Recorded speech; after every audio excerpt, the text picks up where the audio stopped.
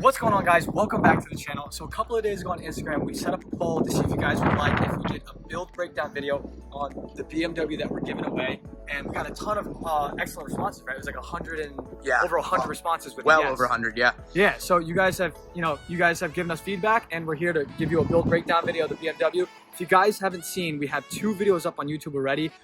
Kind of behind the scenes, we have a ton of videos of us filming the car for the ads and stuff like that. But without further ado, I say we get into it. All right, guys, starting with the exterior, it's been painted a factory black sapphire metallic. Right off the bat from the front, we've got these awesome carbon fiber bits. So we've got these carbon fiber eyelids right here, as well as the lip. We've got the blacked out kidney grills, and of course the 1M front bumper. Let's move to the back real quick because I want to show them the rest of the carbon fiber. We've got the carbon fiber deck lid right here, and then we've also got the matching diffuser, which I think this is sweet out of all the options you can get. I really like these slits. Yeah. How about these taillights? What do we got going on here? So we've got the black line LCI taillights. They're not the factory ones, but I really like this smoked look. Right, it almost gives it like an OEM look with a touch of aftermarket. Right, and with the car being all black, I think that the black smoked part is really awesome. And then we've got the Active Auto Works. Yeah, so it's an Active Auto Work axle back, a Burke mid pipe, and then of course it's a Doc Race single turbo. So that's the downpipe that's on there. Adding to the touches that we have on the back, we've got this color matched OEM paint. What do you call this thing? A trunk spoiler? Yeah. Or a roof spoiler. Roof spoiler. And then the sickest part of the exterior that I think is awesome right here, we've got this custom side skirt extension made out of full metal and super sturdy, and I just never seen this before, you know? Yeah. Everyone gets the carbon fiber. I think that we have a ton of carbon fiber on the exterior of the car. I think that if this was, it would be a little bit overkill, but I love this, clean metal finished look. Guys, so we've got these 18-inch 3-piece CCW classic wheels. They are wrapped in Hankook Ventus V12 Evo 2 tires. And just for the record, these were very, very, very recently replaced. You can see, I mean, yeah, the tires are brand new. The brakes are brand new. The car literally just really needs nothing. Yeah. So tell these guys a little bit more about the brakes and the stud conversion kit. Right. So the brakes are actually factory on an M Sport 135. They've since been retrofitted onto ours. As you can see, the rotors are slotted as well as drilled. The factory lug bolts have since been replaced with a stud conversion. It just makes it a lot easier when you're swapping out the wheels, when you're doing anything to take the wheels off. And then I just want to show these guys in the back. I mean, there's nothing really visually that you're gonna see, but the hubs themselves have actually been converted to an E92. And the reason being is they actually sit in a little bit further, which allows for a wider wheel and thus a wider tire. So we're actually able to just get this awesome fitment. A lot of you guys with 1 Series are asking us, what are the specs on the wheels and things like that.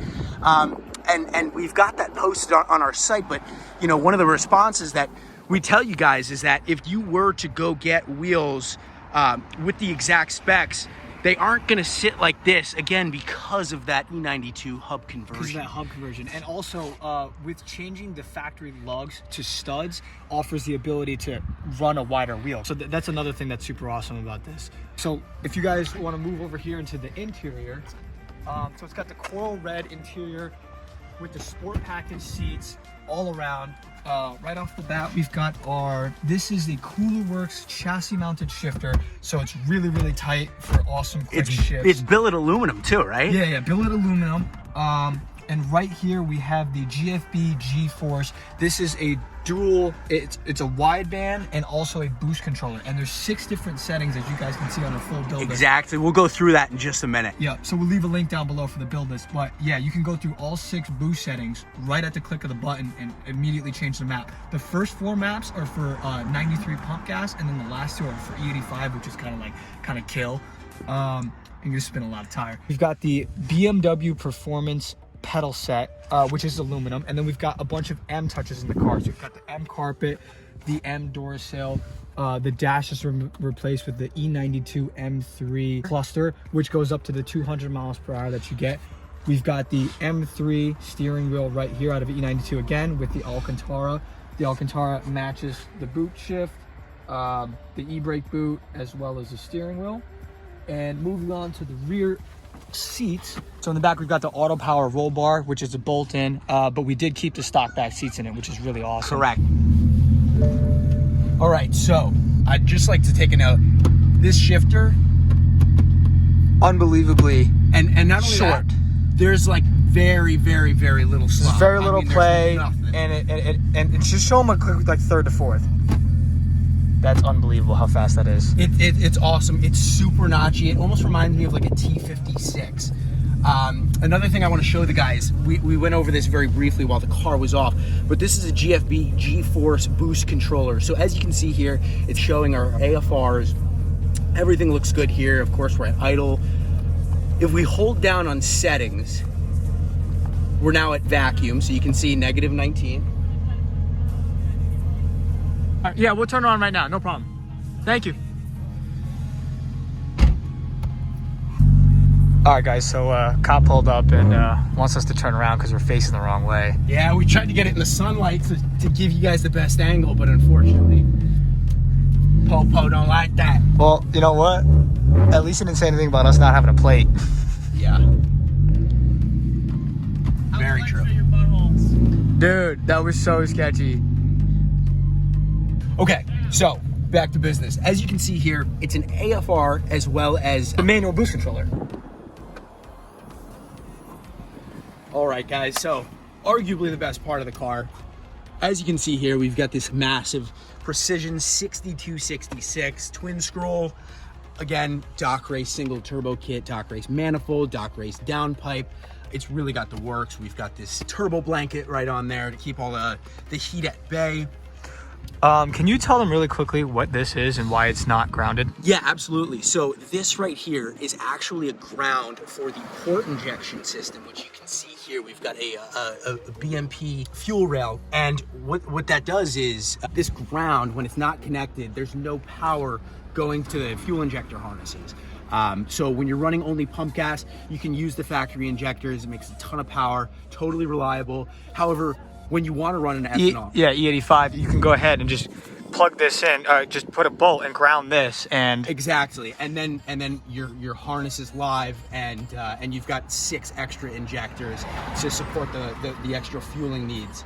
On top of the BMP fuel rail, we've also got a BMP forward-facing intake manifold. Again, obviously, we've got port injection. We've got this huge, I think that's OEM. That's an OEM BMW throttle body. And what's really cool about this setup is that this is actually a coolant reservoir overflow out of a 335D, I believe. So factory, this would actually be on the other side of the engine bay. However, obviously there's not enough space, and so a very common retrofit is to throw the 335D on the other side. Yeah, and this is super awesome because like the way it's shaped and the way it mounts is just so OEM, and it looks almost original. And then actually it's got this like cutout where you have the power steering reservoir. And then so we talked a little bit about the fuel, we talked a little about the induction, and then what else do we have going on here? Just these little bits here. So right here we've got this oil filter cap.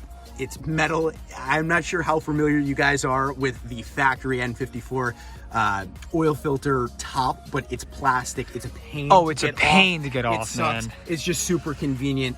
Going down from the oil filter, we've got this massive oil cooler. You can see the lines here. It's kind of hard to see the core because it's placed optimally in front of the grill for the best airflow, but it's huge and very clearly there.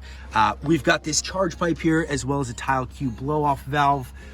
Bigger intercooler, obviously we can't really see too much of that. We've also got a Fuelit Stage 3 low pressure fuel pump. We've got a twin 450 Walbro high pressure fuel pump setup, an AIC port injection controller. The car was also tuned by David Shoup, who's a very renowned tuner in the N54 world. Feeding everything in the back, we've got a limited slip differential by M Factory, brand new OEM axles. A lot of people replace the axles with these Chinese aftermarket things that just snap. With a car that makes power like this, it's not going to work. OEM is the best way to go. Absolutely.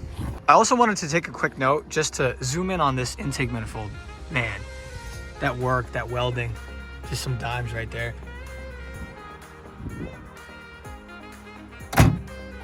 All right, guys, that's about it. There's a ton more that we didn't mention. We really didn't want to make this video 2 hours long. The full build list is available on the website. Just go to 135 and you'll see it right there. You've guys have any more questions, we're happy to answer them. As I'm sure you can see, we're very active in the comments. Best of luck.